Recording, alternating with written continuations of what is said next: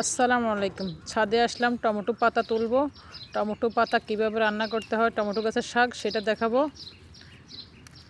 আগে গ্রামে একবার উঠানে টমেটো গাছ লাগিয়েছিলাম। আমার শাশুড়ি টমেটো পাতা রান্না করছে, অনেক মজা। আমার শরীর অসুস্থ ছিল, ভাত খেতে পারতাম না। রান্না করি বলে তুমি একটু খাই দেখো, খাইলে বুঝবে মজা নি না খারাপ, একটু খাও। পরে খাইয়ে দেখলাম যে না ভালোই।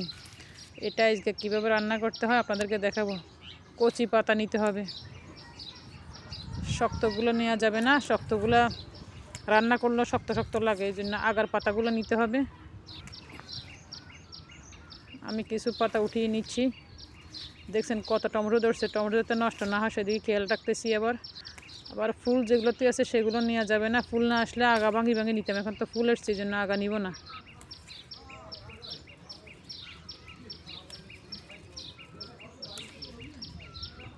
যে কটা রান্না করব প্রয়োজন মতো এই কটাই তুলবো। মাশাল্লাহ দিলে আমার অনেক টমেটো গাছ হয়েছে ছাদে।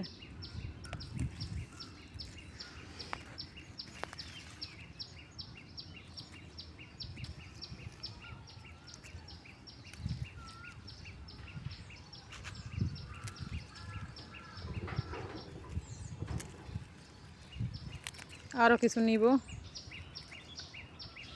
কিছু শিম নিব, সাথে শিমের বিচি দিব, খোসা ছাড়িয়ে বিচি দিব। কালকে রাত্রে কিছু রাখছিলাম, কম হবে এই জন্য আরও কটা শিম নিব। শিমের বিচি দিয়ে টমেটো পাতা দিয়ে রান্না করব। আহারে কিসে নিব, আমি পকেটে রাখছি, পকেট থেকে বের করতেছি আবার।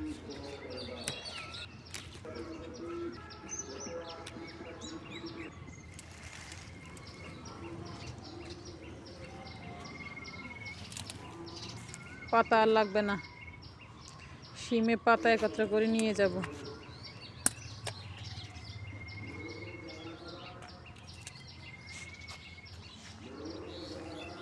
বাসায় চলে যাব।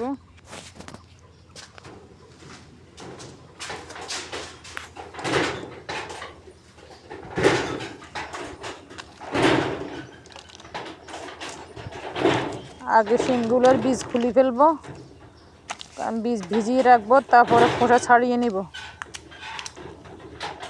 কি সুন্দর বীজ।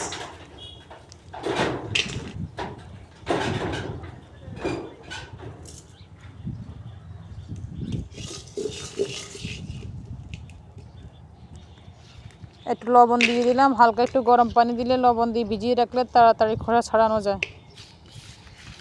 এগুলো কাঁচা আছে, ইচ্ছে করলে খাওয়া যাবে, দরকার নেই। একটু পানি দিয়ে দিলাম।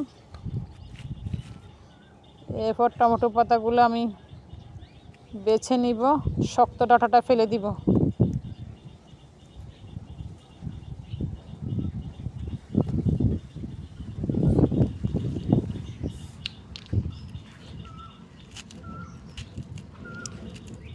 ছোট ছোট করে পিস করে নিচ্ছি। ডাঁটাগুলো মনে হয় শক্ত, শক্তগুলো নিব না। হাতের নখ কালো কালো হয়ে গেছে। টমেটো পাতাগুলো আমি বেছে কুটে কাটে নিলাম। এখন শিমের বিচির খোসা ছাড়িয়ে নিব। এগুলো আগে করে রাখছিলাম আমি রাত্রে, কম হবে এই জন্য আরও কটা বিচি দিব।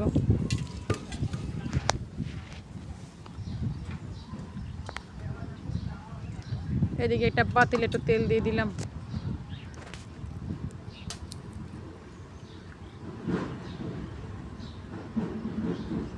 রসুন কুচি,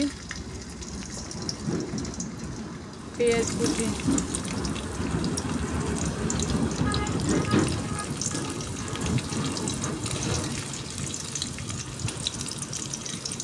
একটু জিরা বাটা। রসুন আর জিরা একত্র করে বাড়ছিলাম, একটু জিরা বাটা দিয়ে দিলাম।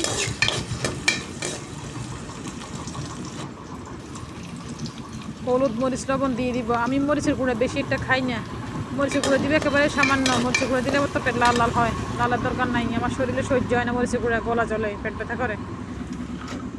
চিংড়ি বিচি দিয়ে দিচ্ছি, বিচিগুলো হালকা একটু তেলে ভেজে নিব। আমি যে মশলা কষাছিলাম সেটার মধ্যে দিয়ে ভেজে নিচ্ছি।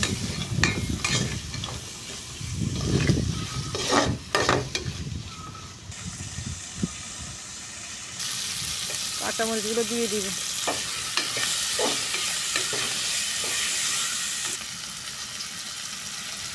বড় এক টুকরা মাছ দিচ্ছি পেডি। তেলওয়ালা মাছটা দিলে খাইতে টেস্ট লাগবে, খেতে খুব মজা লাগবে। এখন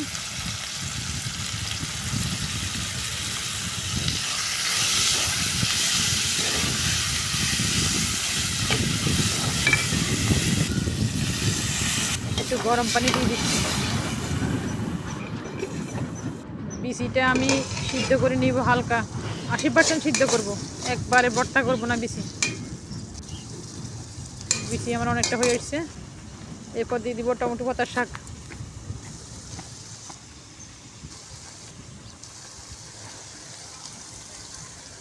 সবগুলো শাক দিয়ে দিলাম। কটা হেলেন্সা শাক পেয়েছিলাম, সেটা নিয়ে আসছি একেবারে অল্প।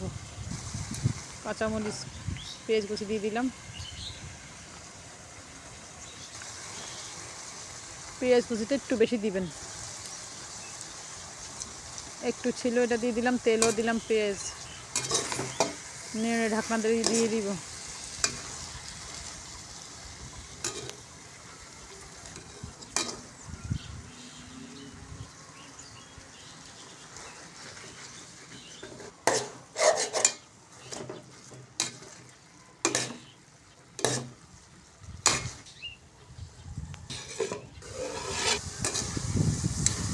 রান্না অনেকটা শেষ হয়ে এসছে।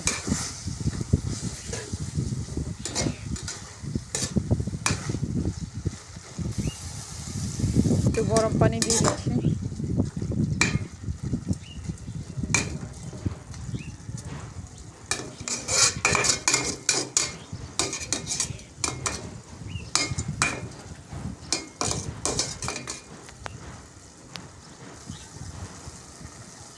আমার শাশুড়ি এভাবে টমেটো পাতা রান্না করতো, আজকে আমি রান্না করলাম। আগেকার মানুষের রান্না আসলে অনেক মজা, ওনারা জানে কোনটা কিভাবে রান্না করতে হয়। সব ঠিক আছে।